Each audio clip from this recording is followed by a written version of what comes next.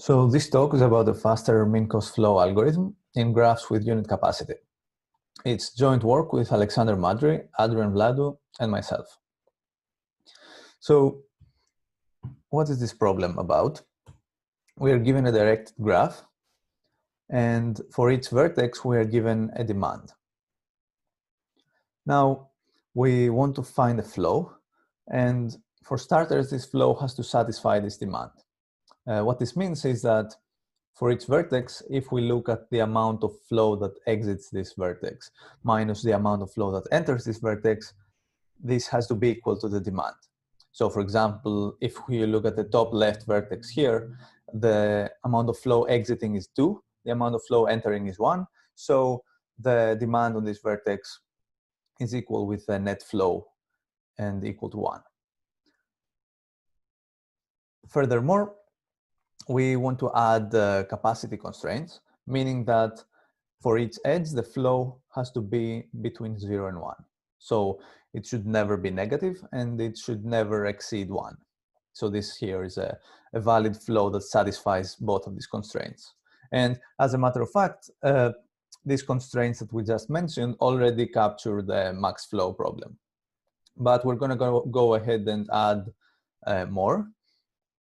So we also introduce a cost vector.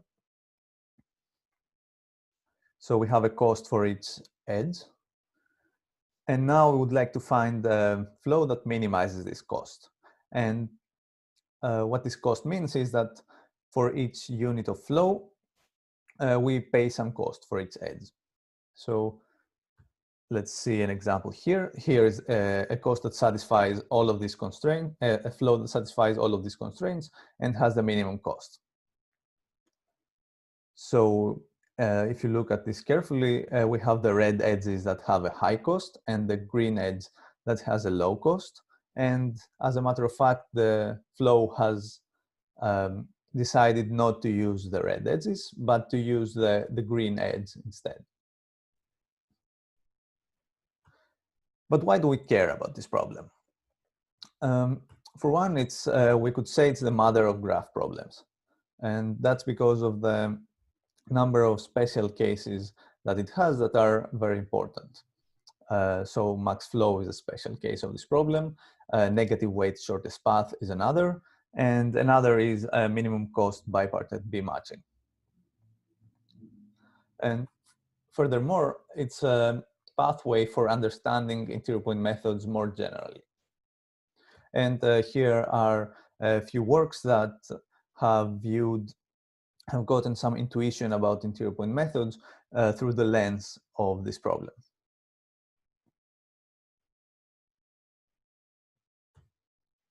So how fast can we solve it? This problem has been studied since the 50s, and there are a lot of works that get better and better runtimes. And currently the best known is, for sparse graphs, the best known is m to 10 over 7 log w by Cohen, Madry, Sankovsky, and Vladu. And in this work, we show a bound of m to 4/3 log w.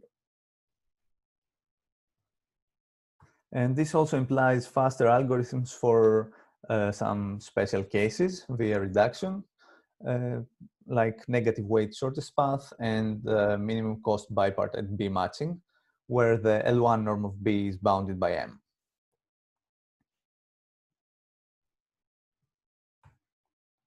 So let's look at a high-level view of the previous approach.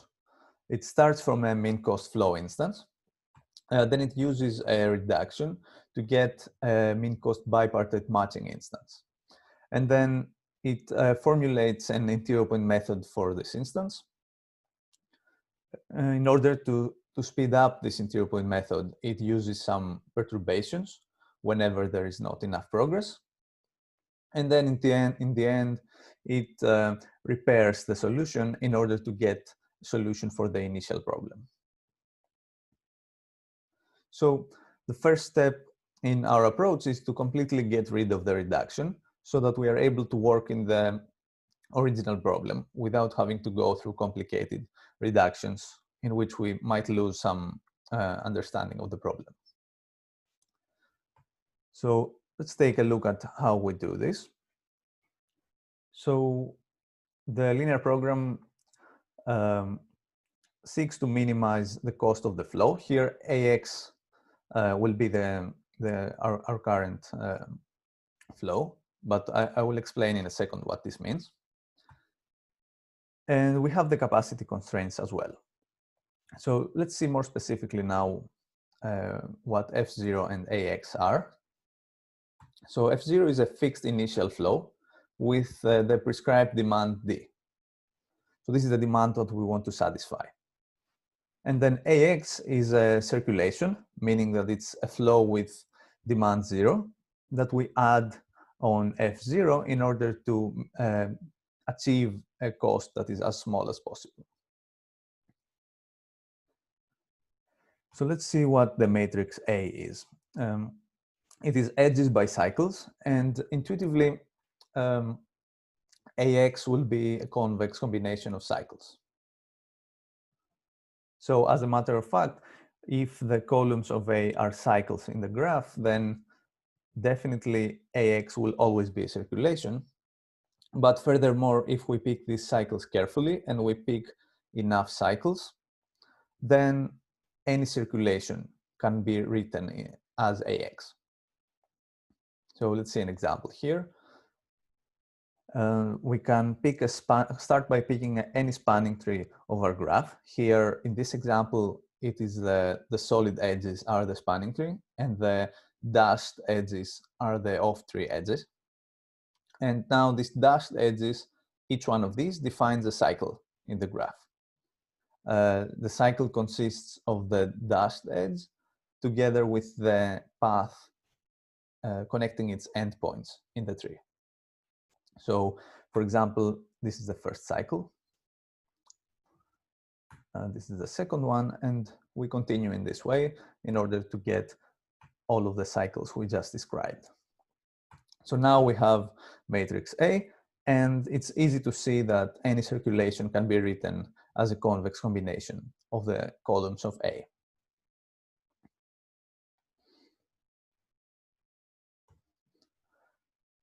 So now, given this simple LP formulation, we can immediately get an unconstrained optimization problem with a log barrier, which is the usual thing that we do with interior point methods. So basically, we just transform the capacity constraint into log barrier terms in the objective. And we also scaled the linear term, as you can see here, by 1/μ, where mu is a parameter. And in the end, we want to get a solution for this unconstrained problem for a sufficiently small positive mu. And this will give us the solution to the LP. Furthermore, we can rewrite it like this. We can now write it without the matrix A so that it's easier to describe in terms of a flow F that satisfies the prescribed demand. And here inside the logarithms, we have the slacks of the capacity constraints. So on top, we have the negative slack, which is equal to Fe. And on the bottom, we have the positive slack, which is 1 minus Fe.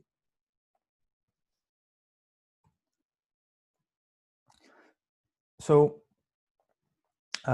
the process of an interior point method says that we start from a solution to this problem, and then we seek to find a solution for the same problem, but for a smaller parameter mu. So we have a mu prime here, which we will set to be mu over 1 plus delta. So the overall approach is that in each iteration, we dial down this mu and compute the solution for the new objective, given the solution to the previous objective. To get some more intuition on this, we can actually rewrite the problem on the bottom in terms of an augmenting circulation that we can push. So as a matter of fact, we can view our whole approach as iteratively pushing augmenting circulations. So we start from an arbitrary flow that satisfies the demand, and then in each step, the interior point method advises us on what is the right circulation to augment our current flow by. So this is what the problem in terms of the augmenting circulation looks like. And the augmenting circulation will be the F tilde here. So another important quantity is delta, which is the step size. So given some delta, we get some augmenting circulation. And the basic question is, what is the largest delta? Well, the largest value of delta we can set so that we can solve this problem on the bottom.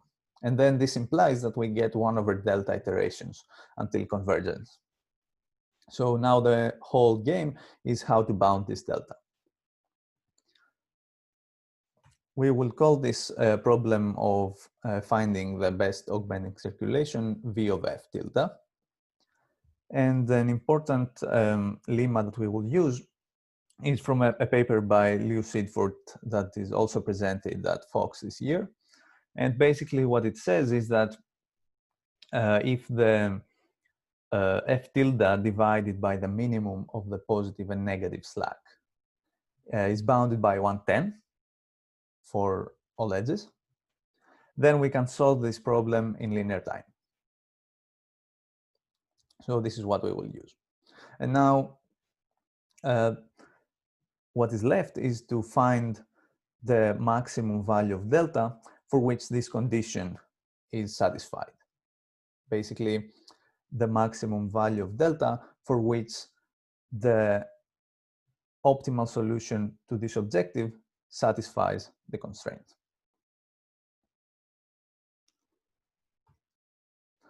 Furthermore, we can also rewrite the objective, since in this nice region where we can optimize in linear time, this is even approximately equal to a quadratic function.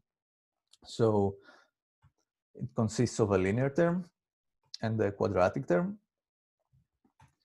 And we can now write what the optimal solution is, what the F tilde is. So it will be a sum of an electrical flow and an offset. This offset is there just to make F tilde circulation, and it will not interfere a lot with our arguments. So we will just ignore it because it will not matter essentially. So we can assume from now on that F tilde is approximately an electrical flow.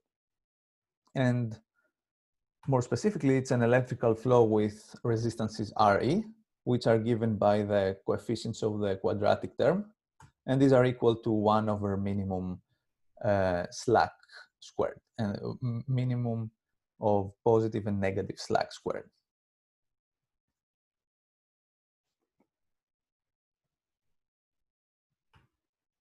And remember that we want to show that this F tilde, this electrical flow, divided by the minimum of the two slacks is bounded by 1/10. But now we can rewrite this in terms of resistances to get a slightly nicer condition. So now our condition becomes that the resistance times flow squared of every edge must be at most 1/100. In other words, this means that the energy of the electrical flow for all edges is at most 1/100. So let's see how we can bound this energy for a given edge.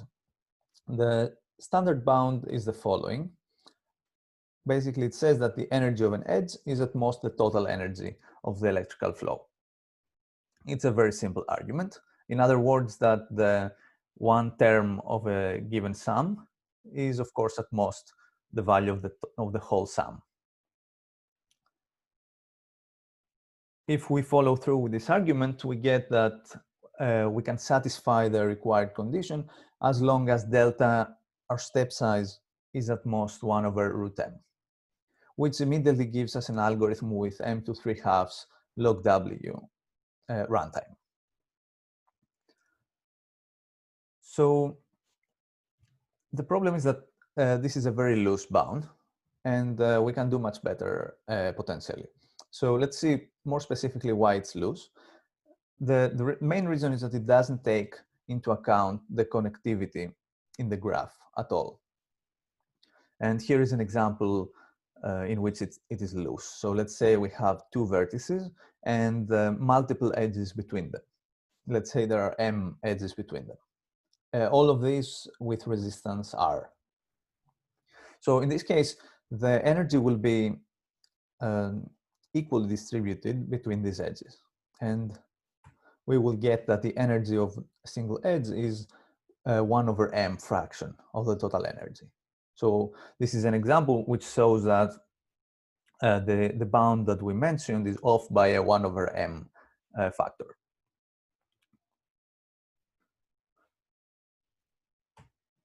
So one of our contributions is a new bound that does take connectivity into account. So let's see more specifically. Again, it bounds the energy of some edge, but by a different quantity. So in this quantity, we have the step size in the numerator. And then in the denominator, we have a weighted conductance quantity. So let's see what this means. This is like a usual conductance of a graph, but it is weighted by some weights. So it's a minimum over all cuts in the graph and the minimum of a fraction. The fraction in its numerator has the sum of the edges over the cut, and we sum up 1 over root resistance of these edges. And in the denominator, we have the volume of this set S, meaning we count once the number of edges in the cut and twice the number of edges inside S. So let's see what follows from this. So what immediately follows is that if the resistance is large enough, so if it's larger than 100 times step size squared divided by conductance squared, then we immediately satisfy the required condition. So this is great. But what happens when the resistance is small? Well, if the resistance is small, we can actually use a different method. The idea is that we use an LP regularization term in our objective that has also been used in previous work. And if we follow through with the calculations, we can find out that this term does take care of the small resistances. And as a matter of fact, we can set the step size to root conductance and get an m over root conductance algorithm.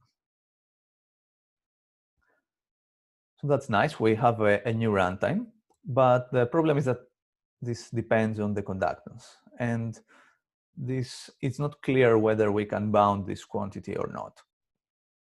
What makes things worse is that this quantity will change in the duration of the algorithm because it depends on the resistances which evolve as the interior point method evolves as well. So it seems hard to get a universal lower bound on this quantity, but as a matter of fact, we can try to enforce it ourselves. So this is actually what we do.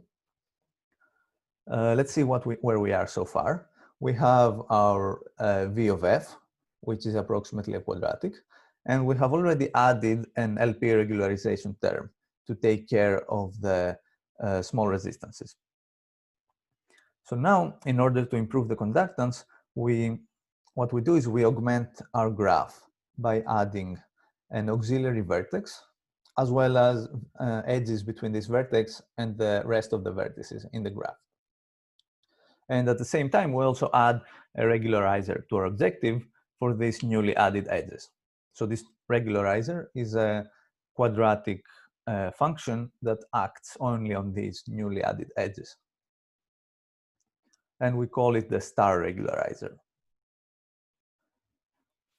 So what we are able to show is that after doing this augmentation, we can prove a lower bound on the conductance, which is 1 over root beta, where beta is the coefficient in front of the regularizer. Of course, we can't have everything on our side, and this has side effects. As a matter of fact, just by adding this extra star, we have perturbed the framework.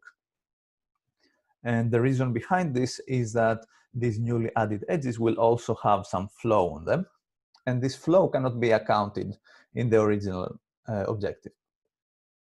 So we have to somehow take care of this excess flow. But as a matter of fact, we can balance the amount of perturbation that we introduced in the framework in the form of excess demand, together with the lower bound on the conductance that we get. And after balancing, we get that the best conductance is M2 minus 2/3. So immediately applying our previous result, we get that we have an M2 4/3 algorithm. So we have concluded that this way we can get an M2 4/3 algorithm. So to recap, our result is an M2 4/3 log W algorithm for unit capacity mean cost flow.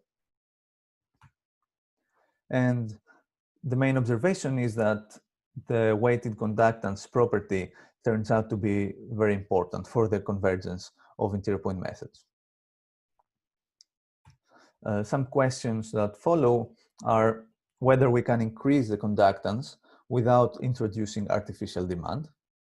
So we inevitably perturbed the problem, but it's a reasonable question whether we can slightly either get an improved argument without perturbing it, or slightly change the linear program, but without perturbing the actual problem.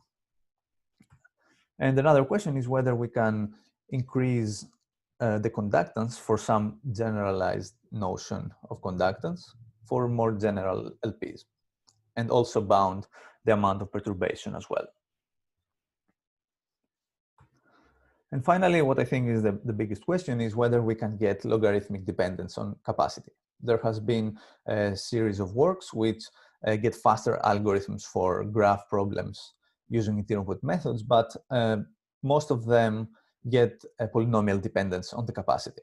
So I think this is a very interesting question, whether we can make this a logarithmic dependence. That was all. Thank you.